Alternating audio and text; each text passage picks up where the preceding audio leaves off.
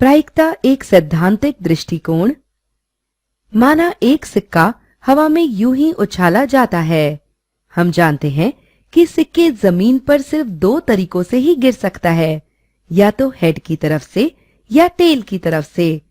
हम इनमें से कोई भी परिणाम हेड या टेल मान सकते हैं कि आ सकता है।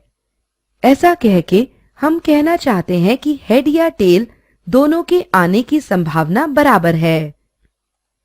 समान रूप से होने की संभावना का परिणाम का एक और उदाहरण।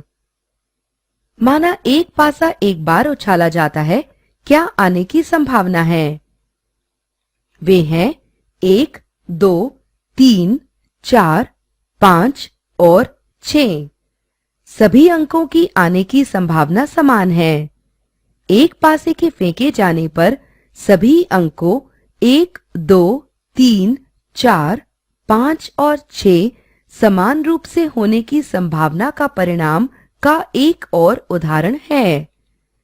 समान रूप से न होने की संभावना के परिणाम उदाहरण।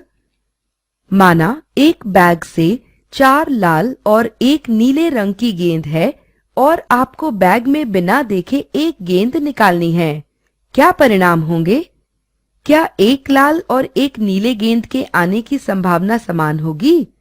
चूंकि यहाँ 4 लाल और 1 नीली गेंद है, आप यह मानेंगे कि नीली गेंद की अपेक्षा लाल गेंद के बाहर आने की संभावना ज्यादा है। इसलिए परिणाम लाल गेंद या नीली गेंद आने की संभावना समान नहीं है। जबकि किसी भी रंग के गेंद के निकालने की संभावना समान है।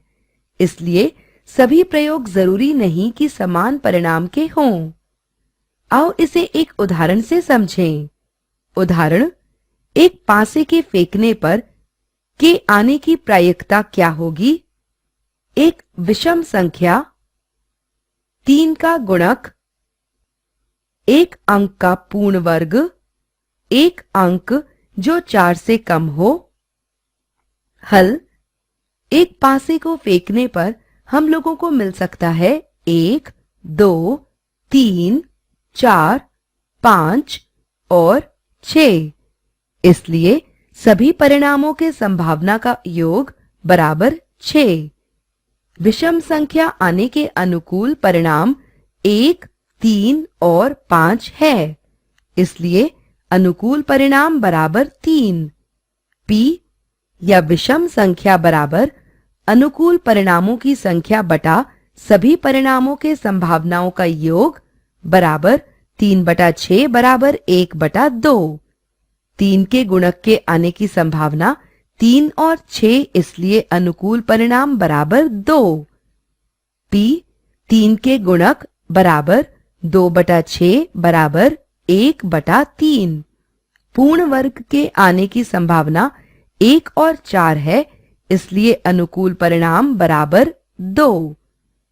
P पूर्ण वर्ग बराबर 2/6 बराबर 1/3। 4 से कम के आने की संभावना 1, 2 और 3 है, इसलिए अनुकूल परिणाम बराबर 3। P 4 से कम बराबर 3/6 बराबर 1/2।